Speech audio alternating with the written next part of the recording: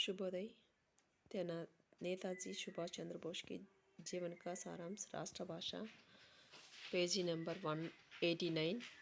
सुभाष चंद्र बोस देश के महान नेता हैं। सुभाष चंद्र बोस देशम की महान नेता। उनका व्यक्तित्व ओजस्वी है। उनका व्यक्तित्व ओजस्वी और वीरता पूर्ण रहा। अतः तेजोमय वीरुడు। वे अन्याय జరిగిన अत्याचार को किसी भी स्थिति में नहीं मानता है। अन्याय జరిగిన अत्याचार జరిగిన ఆ స్థితిని ఒప్పుకోడు। అలాంటి వాటిని ఒప్పుకోవడం జరగదు, ఒప్పుకోడు। देश की दास्ता उनके लिए असहाय थी।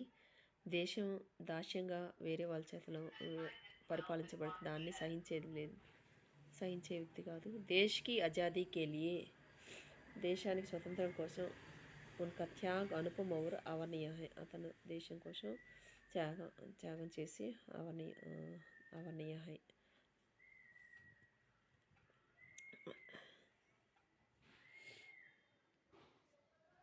सुभाष चंद्र बोस का जन्म नगर में 23 जनवरी 1897 को हुआ था। सुभाष चंद्र बोस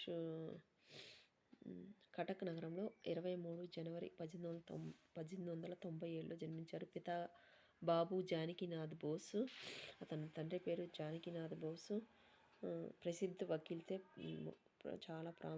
చాలా ప్రసిద్ధి చెందిన లాయరు। बालक सुभाष मेधावी और स्वाभिमानी थे। చాలా మేధావి। सुभाष चंद्र बोस पिताजी पुत्र को ICS पढ़वाना चाहते हैं। ICS చదివించాలనుకున్నాడు తండ్రి नेताजी ने। लेकिन सुभाष IAS पढ़कर पराई सरकार की नौकरी की करना नहीं चाहते हैं। IAS చదువుతారు కానీ వేరే వారి కింద सरकार కింద జాబ్ చేయడానికి ఇష్టపడి फिर भी पिताजी के आदेशानुसार पिताजी के आदेशం प्रकार वे इंग्लैंड गए। इंग्लैंड వెళ్ళి और ICS परीक्षा के उत्तीर्ण हुए। ICS परीक्षा सर सच्चे देशभक्त सुभाष ने अपनी अंतरात्मा की पुकार सुनकर ICS को इस्तीफा दिया और भारत के लौटे। ICS పూర్తి చేసుకొని భారతదేశానికి వస్తారు। सुभाष चंद्र बोस भारत में देशबंधु चित्तरंजन के साथ मिलकर सरकार के खिलाफ आंदोलन में भाग लेना लगे। सुभाष चंद्र बोस భారతదేశంలో చిత్తరంజన్ దాస్ వీళ్ళందరితో కలిసి సర్కార్కి వ్యతిరేకంగా ఆందోళన చేశారు। इस वजह से उन्होंने कोई बार जेल की हवा खानी पड़ी। ఈ విధంగా చేయటం వల్ల చాలాసార్లు జైలు పాలయ్యారు। जेल से छूटी थे ही वे सरकार के खिलाफ अपनी गतिविधियों को और तेज करने के लिए लगे। జైలు నుంచి కూడా ఆందోళన ఉత్తేజపరిచాడు। सुभाष चंद्र बोस कुशल लेखक और पत्रकार भी थे। लेखक पत्रकार కూడా देश में ब्रिटिश सरकार के खिलाफ क्रांतिकारियों के सशस्त्र आंदोलन भी चले रहते थे। దేశంలో బ్రిటిష్ సర్కార్కి వ్యతిరేకంగా క్రాంతికారులు విప్లవకారుని తయారు చేశారు। సుభాష్ बाबू इन आंदोलन के साथ किसी रूप में संबंध बनाए रखते थे। इस कारण सरकार ने उन्हें कैद किया। దానివల్ల సర్కార్ ఖైదు చేశారు। सुभाष जी 1938 और 1939 में कांग्रेस के अध्यक्ष चुने थे। कांग्रेस के अध्यक्षునిగా ఉన్నాడు। लेकिन गांधी जी से मतभेद होने के कारण गांधीजी చెప్పడం వలన कांग्रेस से वे अलग हुए।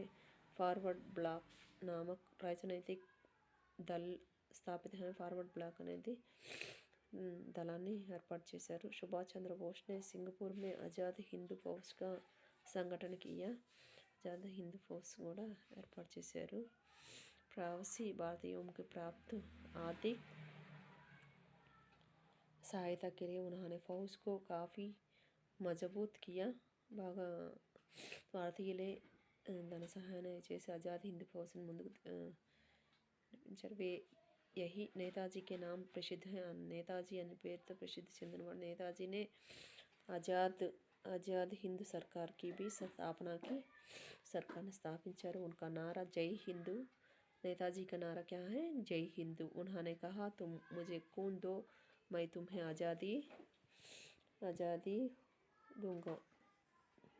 చనిపోయేసైనా కానీ మా స్వతంత్రాన్ని మేము తీసుకుంటాను అనేది ఎవరైనా చంపేస్తే మన వాడిని హిందువులు ఎవరైనా చంపేస్తే అలా ఎవరైతే చంపేస్తారో వాళ్ళని